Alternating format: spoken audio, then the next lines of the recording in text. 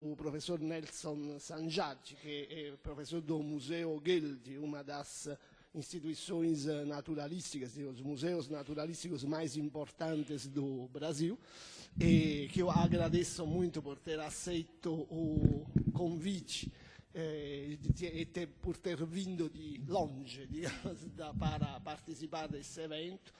E o professor Sanjad falará sobre a atividade de Gheldi e de Ernest Lewis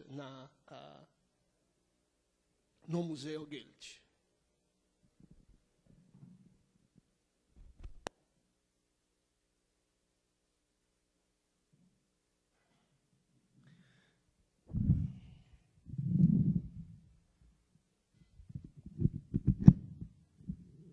Bom, agradeço ao professor Luciano Migliacci o convite.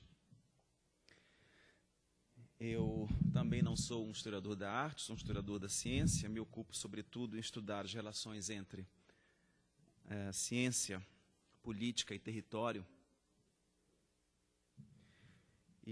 Mas tive a oportunidade de desenvolver esse trabalho a partir de um convite que me foi formulado no ano passado pelo Zenilton Gaioso, durante o 3º Encontro Nacional de Ilustradores Científicos. Então, o que eu vou apresentar aqui é uma versão modificada do que apresentei ano passado, nesse encontro, e decorre também de uma tese de doutorado e da biografia de Emílio Gheldi, que foi publicada há 2 anos atrás, em 2009. Bom, a relação entre ciência e imagem vem suscitando estudos em diversas disciplinas, como história, antropologia, semiologia, educação e outras. Em todas elas, a questão da representação é fundamental, no sentido de como são transpostos ou reelaborados para registros visuais os paradigmas, conceitos e conteúdos científicos, os seres e os objetos naturais e artificiais que nos cercam, as intenções e visões de mundo de quem concebe e realiza tais registros. Ainda vinculados a esta questão da representação, estão os aspectos tecnológicos, como materiais, processos de reprodução, técnicas de composição, suportes, etc., e a maneira como os registros visuais conformaram a cultura ocidental moderna a partir do século XV, quando começaram a circular grande quantidade de livros, mapas e imagens impressos em papel, estabelecendo um novo processo de cognição do mundo, no qual a ciência foi, ao mesmo tempo, uma das forças motrizes e a maior beneficiada. Nesta comunicação, abordarei o assunto, a relação entre ciência e imagem, a partir da história da ciência, que vem dedicando considerável atenção à representação do ser humano, da cultura material, do espaço e do mundo natural como formas de apropriação, compilação, tradução, idealização e construção de referências culturais, processo que não é isento de discursos variados, sejam explícitos ou não. Veja-se, por exemplo, vários trabalhos já publicados sobre ilustração zoológica e botânica, sobre a gravura na ciência hispânica, sobre as obras geográficas do século XVIII, sobre viajantes artistas e a iconografia produzida em viagens. Vejam-se ainda os estudos que dispomos atualmente sobre registros fotográficos de paisagens, formações vegetais, populações rurais e indígenas, etc. Definidas estas balizas, então, a imagem como representação e como discurso, posso agora introduzir nossos 2 personagens, Emílio Gheldi e Ernest Lewis. Em seguida, apresentarei a obra que produziram em conjunto, o cientista e o artista, e farei alguns comentários sobre ela. O Gheldi nasceu em 1859, no cantão suíço de St. Gallen. Seu pai, Johannes Gheldi, era professor do ensino secundário e devotado estudioso das ciências naturais, tendo residido em várias cidades do norte e nordeste da Suíça. Portanto, a infância de Gheldi foi ambientada no meio acadêmico germânico, entre professores e membros das sociedades científicas das quais o pai participava. Emílio cursou o ginasial em Schaffhausen, na fronteira com a Alemanha. Em 1879, foi aprovado no exame de maturidade escolar. Suas primeiras publicações datam dessa época. Com apenas 20 anos, já mostrava vivo interesse pelos temas que o acompanhariam por toda a vida: a taxonomia, as coleções museológicas, a história das ciências, a divulgação científica e os conhecimentos ditos tradicionais. Entre 1879 e 1881, Emílio residiu em várias cidades da Suíça do leste, onde aprendeu francês. Também estudou italiano em Nápoles, tendo frequentado durante 3 meses a estação zoológica de Anton Dorn. No final de 1881, já estava frequentando o curso de Zoologia e Anatomia Comparada na Universidade de Iena, na Alemanha. Ali foi assistente no Instituto Zoológico, então sob a direção de Ernst Haeckel. Sua tese de doutorado, orientada por Oskar Hertwig, foi defendida em 83. Tratava-se, em linhas gerais, de um estudo filogenético de 3 espécies de peixes de couraça. Em 84, Guild aceitou um convite para trabalhar no Museu Nacional do Rio de Janeiro. Chegou à cidade no final do ano, sendo nomeado subdiretor da seção zoológica. Suas principais pesquisas nesse museu ocorreram no campo da zoologia agrícola, tendo se destacado na descrição de uma praga que assolava os cafezais do Vale do Paraíba. Guild descreveu vários animais nesse museu, quelônio, crustáceos, etc. Em 21 de maio de 89, o cientista casou-se com Adeline Mayer, filha de um rico negociante suíço radicado no Rio de Janeiro. Teve 7 filhos, o primeiro tendo nascido em março de 1890, 2 meses antes de Guild ser demitido do Museu Nacional, em meio a conflitos provocados pelo novo governo republicano. Vendo-se desempregado, Guild assumiu a administração de uma colônia de imigrantes suíços, de propriedade de seu sogro, em Teresópolis. A colônia fracassou, mas o tempo em que residiu na Serra dos Órgãos permitiu a Guild estabelecer relações científicas com várias instituições europeias, principalmente a Sociedade Zoológica de Londres. No final de 1893, logo após lançar um dos seus mais conhecidos livros, Os Mamíferos do Brasil, Guild foi convidado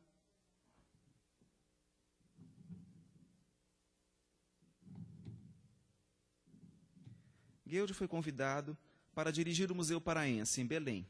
Chegou à cidade em junho de 94, procedendo a uma ampla reforma do antigo museu local.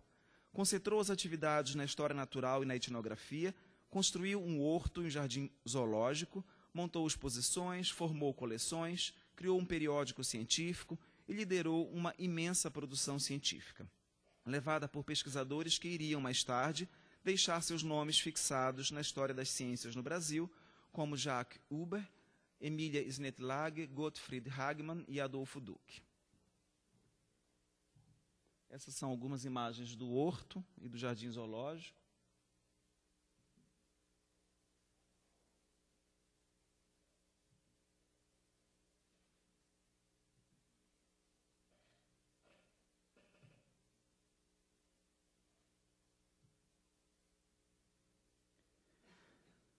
Guild faleceu em 5 de julho de 1917, em Berna, Suíça, 10 anos após deixar a instituição que dirigiu com tanta dedicação e disciplina. Vamos partir agora para o Lose. Temos bem menos informações sobre ele. Este ainda é um nome pouco conhecido entre os historiadores da ilustração científica e das artes gráficas e completamente desconhecido entre os historiadores da arquitetura e da fotografia no Brasil. Lose nasceu em 1873 na Alemanha. Cedo emigrou para o Pará, vindo a trabalhar no estabelecimento gráfico de Karl Vigandet, pioneira gráfica de Belém, responsável pelas mais importantes publicações da época na cidade. Em 1897, foi contratado por Emílio Guild para o Museu Paraense, onde havia sido instalada uma tipografia e um laboratório fotográfico. Nessa instituição, Lose ocupou o cargo de desenhista litógrafo e fotógrafo por 11 anos, seguidos de mais 4 anos como preparador de zoologia. Realizou expedições, coletou, ilustrou e cuidou das publicações, projetou edifícios, acompanhou obras, coordenou o serviço meteorológico e registrou em centenas de fotografias o espaço construído do museu, seus colegas, os visitantes, o acervo, as viagens, a cidade de Belém e tudo o que era digno de registro para as investigações científicas da instituição. Trouxe também algumas fotos.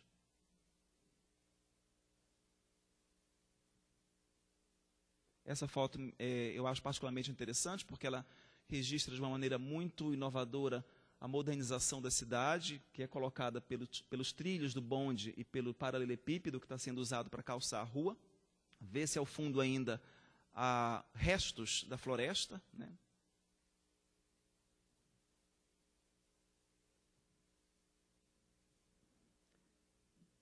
Em 1911, possivelmente em razão da crise financeira que abalou a região amazônica no período, quando os recursos eram irregulares e os funcionários do museu ficavam sem receber os salários durante muitos meses, Lohse deixou a instituição e criou sua própria empresa, a Litografia Ernst Lohse e Companhia, que passou a prestar serviços para o próprio museu.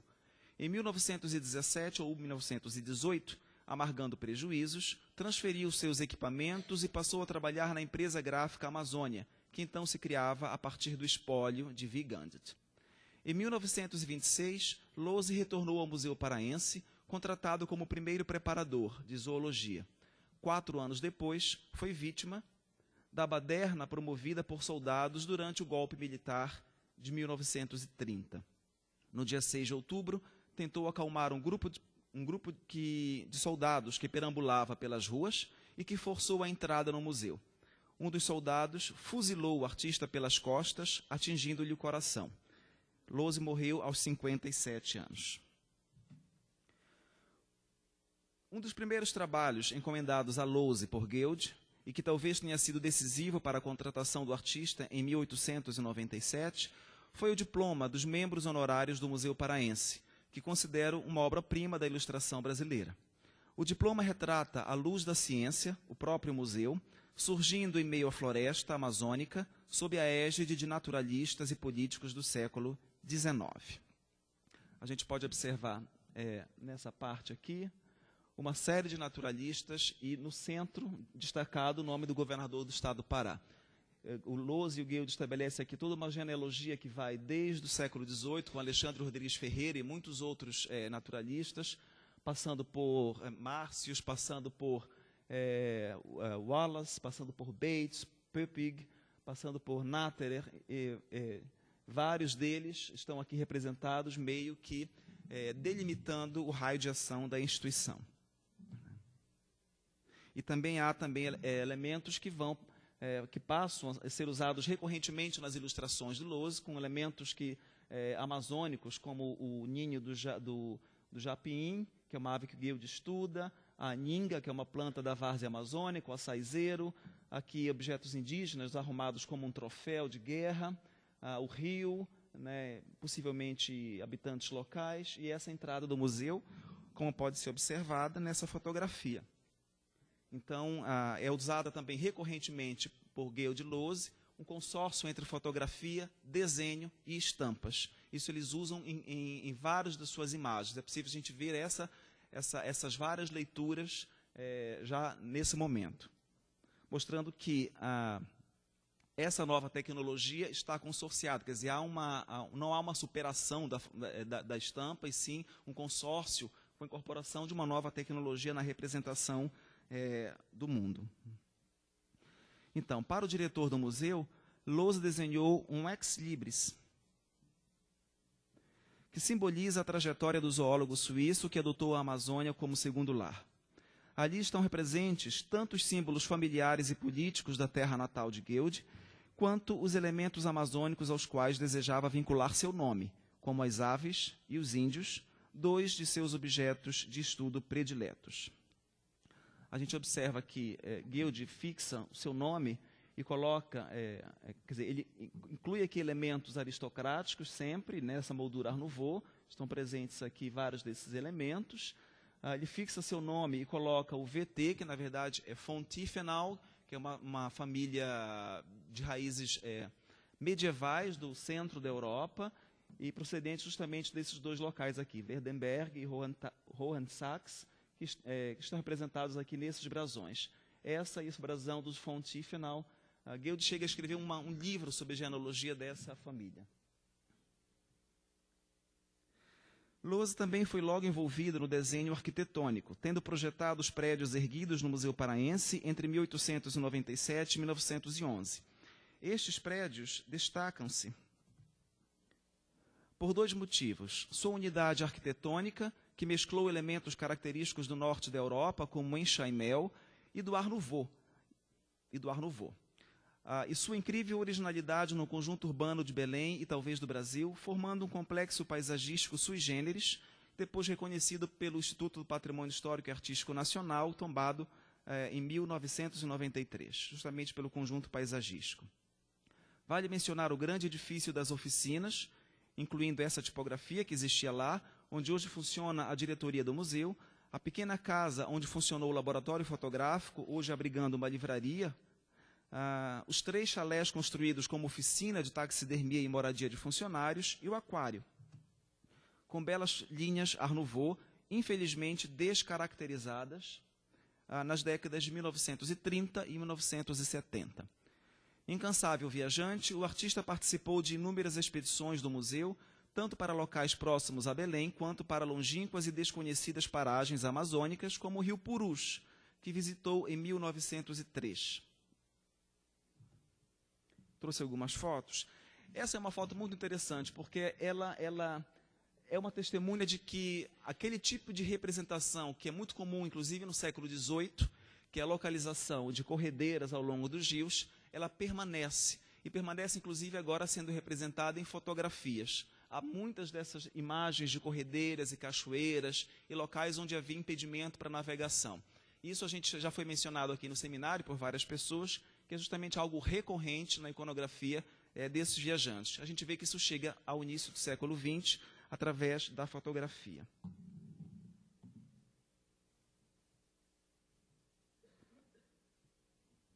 É outra imagem do Lohse. Evidentemente se trata de um seringueiro. O que chama atenção nessa imagem é justamente o seringueiro, porque parece ser muito mais um seringueiro chinês, em razão ou de alguma maneira proveniente do Oriente. A gente vê pelo chapéu, pela roupa, pelos olhos e pelo tipo de bigode também característico. Não é, sem dúvida, um caboclo amazônico, um caboclo miscigenado, ou um indígena, ou alguma coisa parecida. Além das fotografias todas que ele utiliza para registro da vegetação, da fauna, etc., há também fotos de grande sensibilidade dele, como essas mulheres tomando banho após lavarem roupa, e também fotos que parecem ter sido encomendadas pelos próprios seringueiros. Este, sim, um seringueiro tipicamente amazônica pela roupa, pela mulher, pelos 7 filhos, uma foto que foi muito bem pensada, composta e parece ter sido encomenda dos próprios habitantes que ele conheceu na região. Os registros fotográficos que Lohse e outros fotógrafos deixaram compõem a coleção de álbuns e de negativos de vidro do Museu Guild. Essa coleção foi, nos últimos 2 anos, higienizada, acondicionada, copiada e digitalizada, com o apoio da Caixa Econômica Federal e da Funarte. Ainda esse ano, ela será objeto de um livro que está sendo editado pela equipe do projeto. Estamos preparando o catálogo dessas fotos. O ano de 1900 foi particularmente importante para Lohse e Guild, pois lançaram simultaneamente, na Exposição Universal de Paris, o primeiro número das Memórias do Museu Paraense, intitulado Escavações Arqueológicas em 1895, e o primeiro fascículo do Álbum de Aves Amazônicas, que teve grande repercussão no meio científico e na imprensa mundial. A primeira publicação relata as descobertas arqueológicas e realizadas por Guild e equipe em 1895 no norte do Amapá, quando foi encontrada grande quantidade de vestígios de um grupo étnico até então desconhecido, batizado de Cunani. Portanto, a publicação apresenta o contexto da descoberta e as hipóteses sobre a origem do grupo e registra os artefatos da coleção tipo, até hoje depositada no Museu Guild. Lohse não participou da expedição, mas são de sua autoria as ilustrações e as 4 estampas cromolitográficas, como se dizia na época, da obra. Aqui o contexto da descoberta, que é descrito com muito detalhe pelo Guild, né? Essas cerâmicas são geralmente achadas em poços cobertos por lajes de granito, e um outro tipo de cerâmica que também foi encontrado em cavernas Pode-se ver aí o perfil de ambos os sítios. E aqui eu trouxe duas dessas estampas que foram feitas. Aí eu destaco justamente a estreita colaboração entre ambos. O Guild coordena a elaboração da estampa e faz as fotos, e o Lohse desenha e imprime as estampas.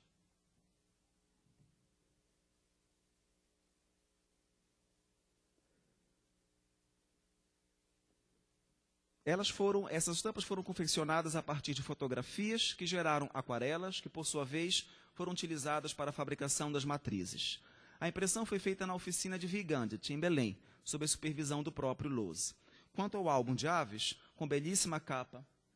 Desculpa, eu tenho que trocar, estava muito pesada a apresentação, eu troquei aqui. Quanto ao álbum de aves, com belíssima capa Art Nouveau, foi publicado como apêndice ilustrativo do livro As Aves do Brasil, de Guild, cujo primeiro volume apareceu em 1894 e o segundo em 1900, sai junto com as estampas em Paris. O primeiro fascículo do álbum contém 12 estampas cromolitográficas, fabricadas a partir de fotografias e de desenhos originais de Lohse. O segundo fascículo, de 1903, também traz 12 estampas, e o terceiro, de 1906, 24, totalizando 48 estampas, representando 337 espécies contextualizadas nos ambientes onde vivem, conforme a orientação de Guild. Esse número 337 corresponde mais ou menos a 50% das espécies conhecidas de aves para a Amazônia na época. Aqui algumas dessas estampas. Elementos amazônicos também estão caracterizados aí. O ambiente onde elas vivem são todas aves de várzea e de igapó.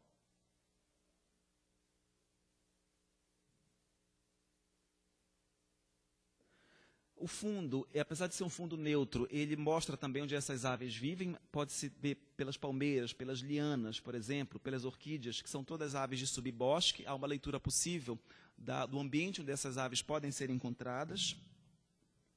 Eu destaco aqui alguns elementos que demonstram a habilidade do Lohse como aquarelista e como gravurista também. Observem as cores de algumas dessas aves, os vermelhos, os azuis, a gradação de penas, o furta-cor, etc.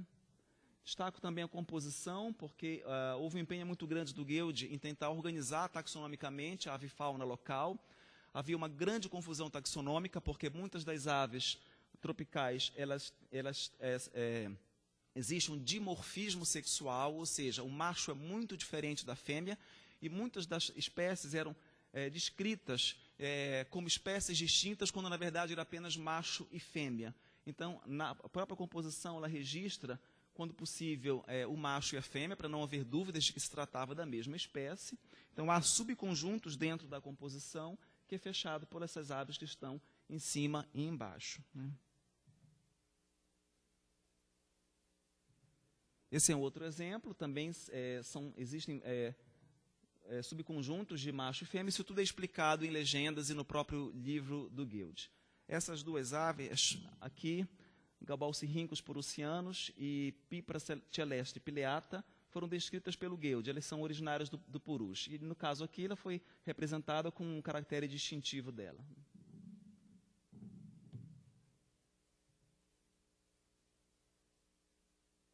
Também o fundo, apesar de neutro, mostra que são aves de subbosque.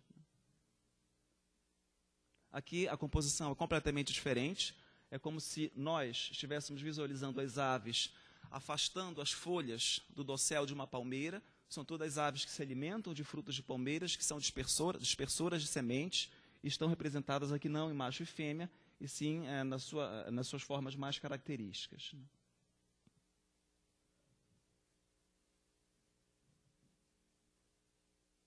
A preocupação aqui também além de representar a diversidade dos colibris, dos beija-flores, há também a composição nos remete à ideia de movimento, que a gente pode observar justamente pela contraposição das asas, como se elas estivessem em movimento, e por movimentos ascendentes e circulares dentro da própria estampa. Então, a ideia do movimento, da rapidez, do conjunto, né, desse tipo de ave.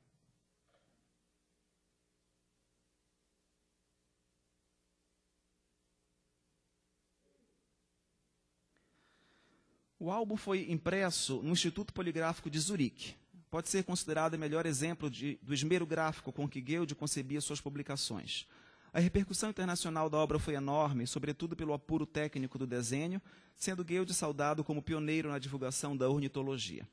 Uma estampa em particular chamou a atenção de todos os resenhistas da obra. É esta, a cena impressionista da revoada de Huaraz na Ilha do Marajó, inclusa no primeiro fascículo, ou seja, lançada em 1900 em Paris, no momento em que o movimento impressionista está tendo grande repercussão na cidade.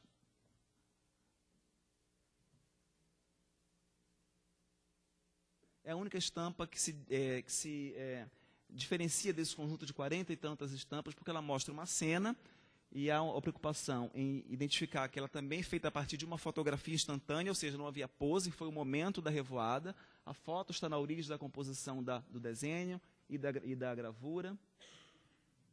Não há preocupação com precisão, não há a gente reconhece o bambuzal, mas não há uma tentativa de identificar a espécie, né? Apenas a ave é identificada na legenda, mas o que se quer mostrar mesmo é o momento, né? A impressão.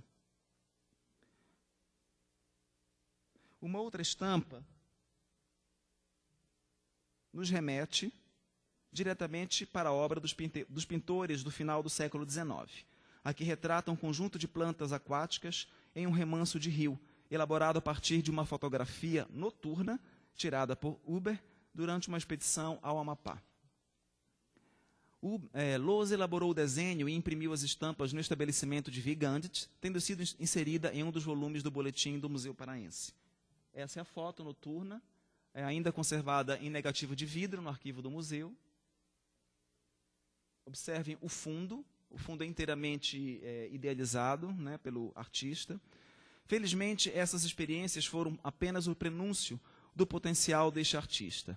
Nos anos posteriores, apareceram outras obras notáveis da dupla Guild-Lohse. Em 1902, estudos sobre o desenvolvimento da armação dos veados galheiros do Brasil, livro no qual Guild compila as espécies então conhecidas e as estuda do ponto de vista evolutivo e biogeográfico. Lohse elaborou 4 estampas cromolitográficas produzidas a partir de fotografias, com grande esmero na representação das texturas, sombras e coloração. Por que a armação dos veados? Porque se classifica, para a taxonomia é importante, você precisa classificar a espécie a partir justamente dos chifres.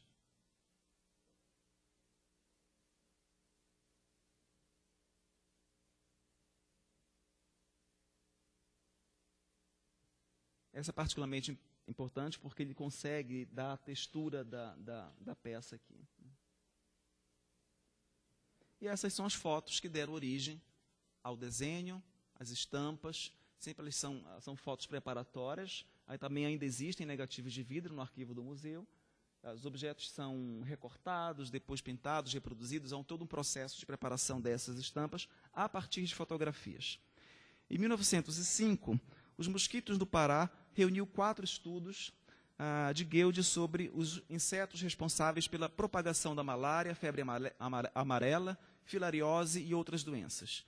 Em termos de ilustração científica, este livro inovou associando desenhos feitos com o olho no microscópio, micrografias e 5 estampas cromolitográficas, estas também de autoria de Lohse.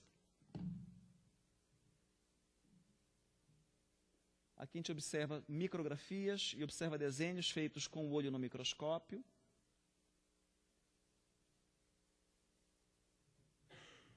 As estampas. Observem o furtacor das asas, os pelos nas patas dos mosquitos. Não sei se com o projetor dá para ver o detalhe.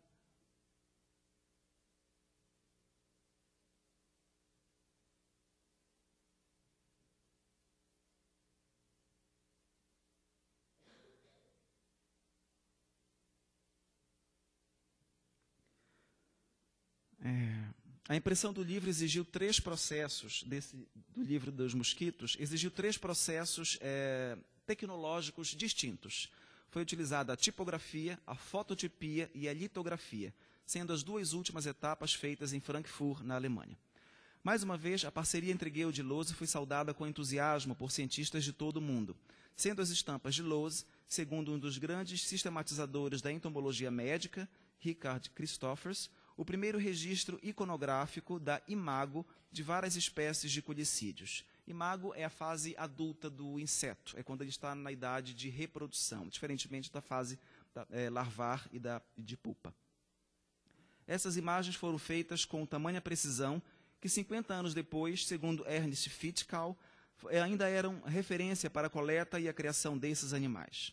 Vale mencionar, por fim, as estampas que ficaram inéditas. Elas foram produzidas por Lose para publicações planejadas por Guild, mas que não chegaram a se concretizar. Entre elas, destaca-se uma representação de várias espécies de macacos, descritas e ou estudadas por Guild, ainda hoje inédita. Guild descreveu a espécie que está em cima e essa que está aqui embaixo, no canto direito. E também uma série de 20 estampas fotográficas elaboradas para 2 livros sobre arqueologia amazônica, que dariam sequência ao livro sobre o Cunani, mas que Guild não pôde concluir. As estampas, felizmente, foram impressas, mas permaneceram inéditas por mais de 100 anos, vindo a lume somente em 2009, nas páginas do boletim do Museu Guild. Eu não trouxe elas estão na internet, estão na coleção, estão na Cielo. Quem quiser pode entrar e verificar, estão todas publicadas nas páginas do boletim, as 20. Foram publicadas junto com os estudos preliminares de Guild, tal como ele havia previsto, e podem ser consideradas uma impressionante descrição visual da cerâmica maracá e de outros artefatos rituais indígenas. Eu trouxe apenas as fotos. São negativos de vidro que mostram justamente uma das etapas de preparação das estampas. Foram feitas fotos, foram impressas em papel, reproduzidas em papel, esse papel foi recortado e foi montado novamente uma outra matriz fotográfica para poder gerar a matriz da gravura. Então, nesse negativo de vidro, há uma série de anotações, justamente identificando a coloração, a textura, que são informações que seriam úteis para os gravadores. Essas são outras 2 estampas. Observe-se justamente os escritos com as instruções para o artista.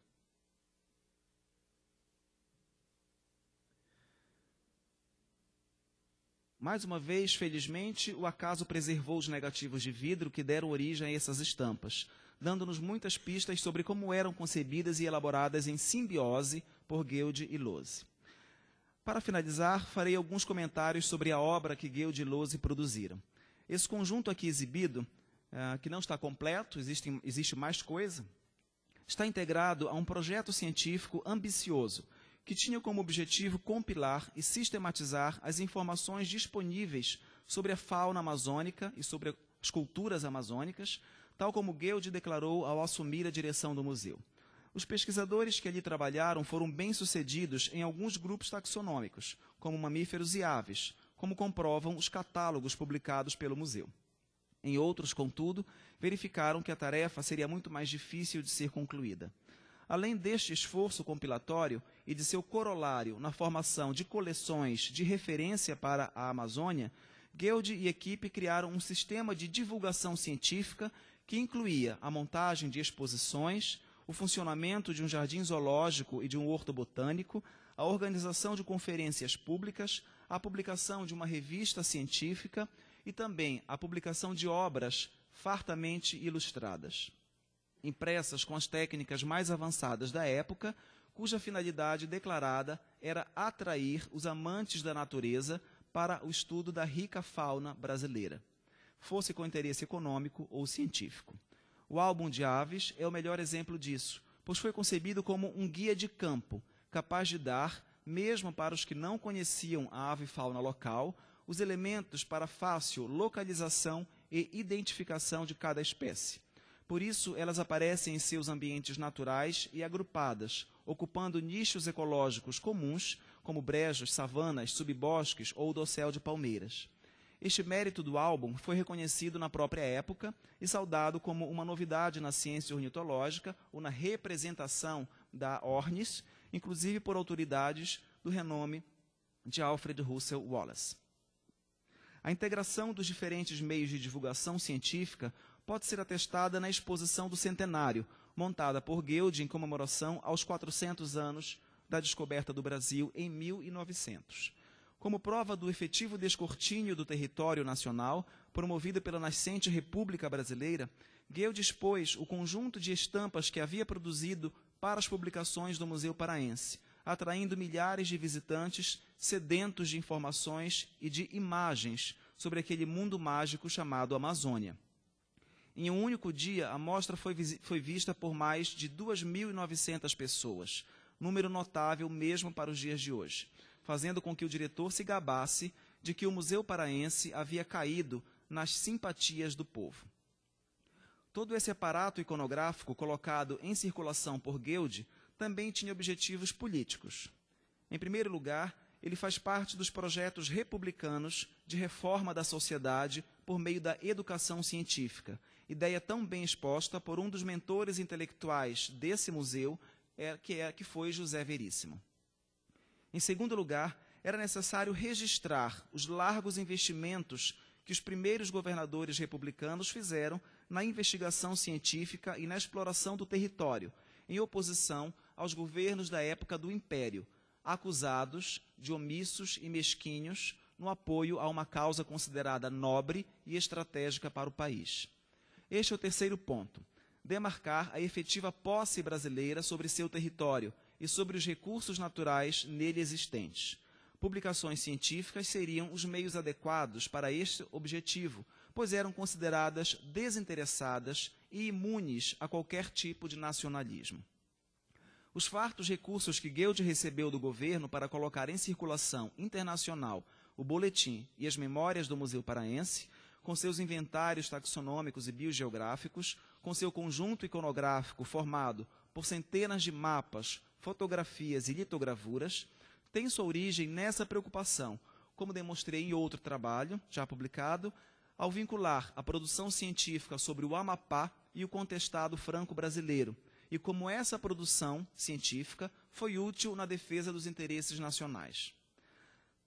Aquela primeira imagem que mostrei, a do diploma dos membros honorários do Museu Paraense, é simbólica não apenas na concepção dos elementos iconográficos, mas também enquanto metáfora do que o diretor do museu acreditava estar fazendo, irradiando a luz da ciência sobre os confins da Amazônia e trazendo à razão tudo o que ali era discernível enquanto objeto de investigação.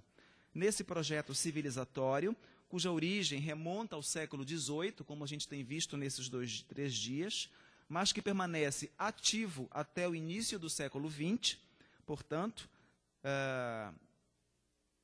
esse projeto tem um papel científico, didático e político, enquanto representação naturalizada da região, enquanto recurso para a instrução e reforma da sociedade e enquanto discurso de domínio e integração territorial e consolidação do Estado Nacional. Obrigado pela atenção.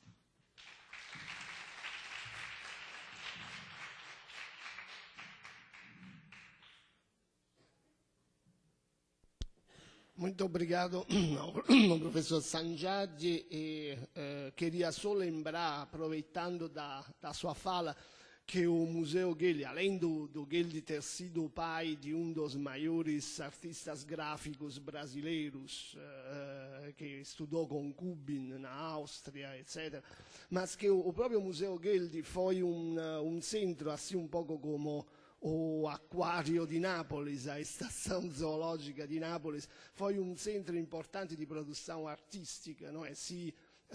A Estação Zoológica di Nápoles teve a presença do Fommarés, chamado Sportdorn. No Museu Guild houve a presença de Teodoro Braga e de outros artistas que desenvolveram, a partir da cerâmica marajoara e de outras observações também naturalísticas, por exemplo, importantes tentativas de produção no Art Nouveau e no Art Deco brasileiro. Então, é particularmente importante esse centro de relação entre arte e ciência. Bom,